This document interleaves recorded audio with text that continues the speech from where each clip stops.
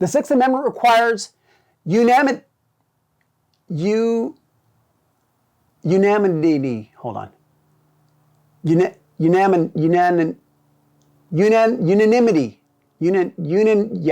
Unanimity. Holy cow.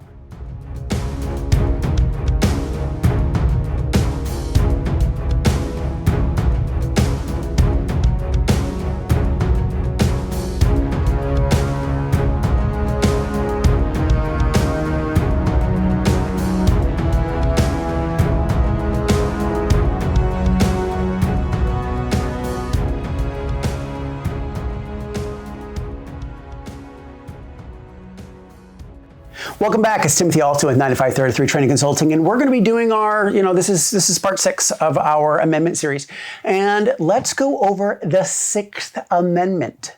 The Sixth Amendment provides a number of rights people have when they have been accused of a crime. These rights are to ensure that a person gets a fair trial, including a speedy and public trial, an impartial jury, doesn't always happen, a notice of accusation, what am I being charged with, and confrontation of a witness, including the right to a lawyer. So what does the Sixth Amendment say? It says, in all criminal prosecutions, the accused shall enjoy the right to a speedy and public trial by an impartial jury of the state and district wherein the crime shall have been committed, which district shall have been previously ascertained by law, and to be informed of the nature and cause of the accusation, to be confronted with, be confronted with the witness against them, to have compulsory process for obtaining witnesses in his or her favor, and to have assistance of counsel for his defense. Now, let's break down what all this means. First, speedy trial. One of the first requirements of the Sixth Amendment is that people have the right to a speedy trial. But how fast is speedy? The law doesn't really say. The right to a speedy trial originated, now I'm going to screw this up, I've done it throughout the whole series, and I believe I got it right. It's the Azine of Clarendon. From 1166. It says that justice must be provided to robbers, murderers, and thieves speedily enough. Those who wrote the Bill of Rights did not want defendants to be in prison for a long time without the benefit of a trial. They did not want the accused to have their life disrupted, especially when the Fifth and Sixth Amendments both hold the presumption of innocence. Also, the longer a trial is delayed, the more likely that evidence may be lost and the witness may forget or cannot be found. A right to a speedy trial does not begin until the person has been arrested or formally charged. The government may investigate a crime within any applicable statute of limitations for as long as they find it necessary. They are under no obligation to bring an indictment within a certain period of time. The prosecution may drop any pending charges and open an investigation against at a later time without penalty of the Sixth Amendment.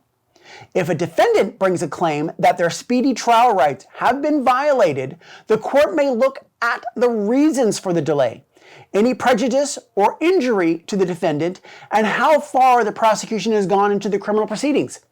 If a defendant does not assert the right to a speedy trial early enough, they may lose their claim.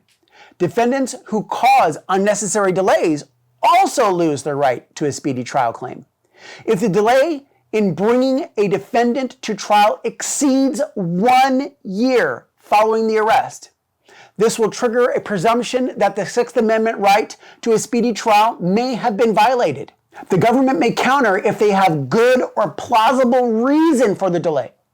Requests for the prosecution for additional time may be granted if plausible, but If none are offered or the court finds the reasons not plausible, they may dismiss the indictment, overturn the conviction, or hear other remedies the defendant may seek. Now, let's look at the right for a public trial. The amendment next says that the accused will have a public trial. This is to keep the government from having secret trials away from the eyes of the public. This happened under the rule of the British, and the founding fathers did not want to incur under the new government. Public trials can help to ensure that government officials are following the law. The right to a public trial has its roots in English common law. It reflects the hostility and suspicion felt at the time towards secret proceedings, such as the Spanish Inquisition, I'm going to screw it up, the French lettre de chalet, if I screwed it up, I do apologize in advance, or England's Star Chamber. It basically kept the government from having secret trials away from the eyes of the public. The framers of the Bill of Rights believed the public trials would help prevent corruption in judges and prosecutors. It also thought it might reduce witness committing perjury. The United States Supreme Court has held that the right to a public trial applies to federal, state, and local governments. The right is not absolute, however. While the public and the press have a First Amendment interest in open proceedings, under some circumstances, defendants waive his or her right to a public trial. In cases where undue publicity might hurt the defendant's case, public access to the trial can be restricted. Now, what is an impartial jury supposed to mean? The right to a jury has always depended upon the nature of the offense with which the defendant is charged. Petty offenses, those punishable by imprisonment of no more than 6 months, are not covered by the jury requirement, even where multiple petty offenses were concerned. The total time of imprisonment possibly exceeds 6 months. The right to a jury trial does not exist. Also, the United States, except for serious offenses such as murder, minors are usually tried in juvenile court, which lessen the sentence allowed, but forfeits the right to a jury trial. Originally, the Supreme Court held that the Sixth Amendment right to a jury trial indicated a right to a trial by jury as understood and applied at common law. This includes all the essential elements as they were recognized in the country and England when the Constitution was adopted. Therefore, it was held that juries had to be comprised of 12 persons and that verdicts had to be unanimous, as it was in England. When under the 14th Amendment, the Supreme Court extended the right to the trial by jury to defendants in state courts, it was re-examined some of the standards. It has been held that 12 came to mean the number of jurors by historical accident, and that a jury of 6 would be sufficient, but anything less would deprive the defendant of their right to trial by jury. The Sixth Amendment requires unanimity. Unanimity.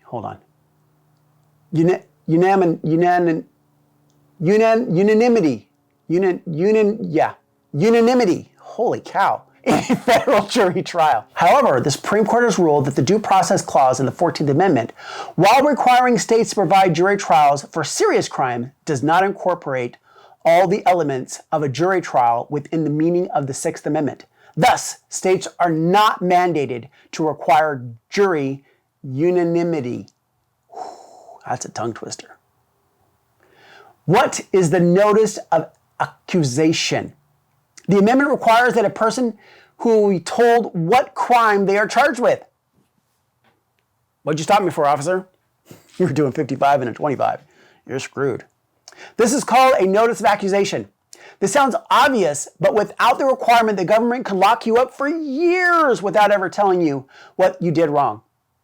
This happened under British rule and still occurs in some countries. So, you want to do what? The confrontation rule.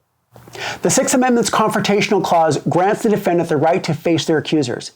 It also allows the defense to dispute witnesses put on by the prosecution. It also allows the jury the opportunity to decide if a witness is being honest. This applies to statements made in court and out of court.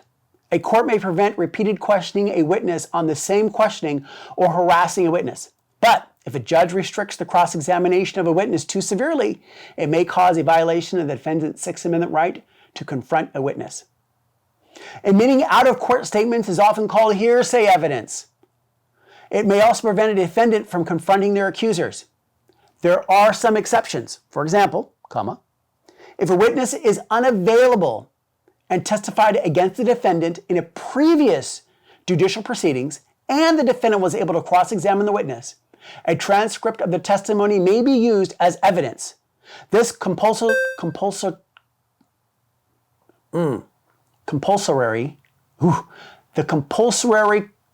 clause also allows the accused to present witness testimony favorable to the defense. In order to make trials as fair as possible, the people who say they witnessed the crime must testify in court. This gives the person accused of the crime, or their lawyer, the chance to question and confront them.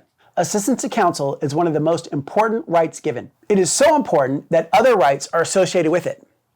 All those who cannot afford to pay for legal assistance will have a lawyer appointed for them at the government's expense. The federal, state, and local justice systems all have provisions to appoint legal counsel for indigent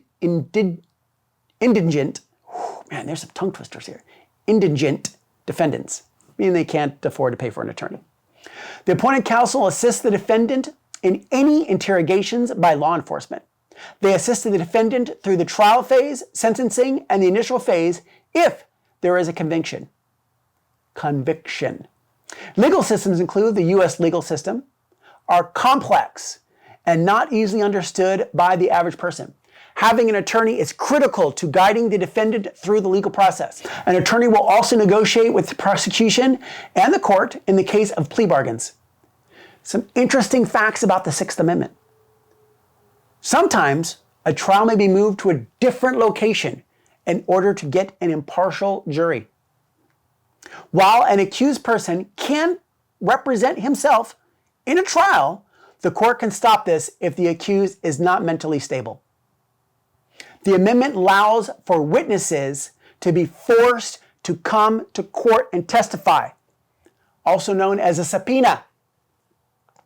I hope you guys are enjoying the Sixth Amendment. A lot of information there. A lot of great tongue twisters for me, I'll tell you that. Holy cow. We're going to go ahead and finish this series up. We've got a couple more to go. We've got a great case going on with the Supreme Court right now, which is going to bring us to what? My favorite? Second Amendment.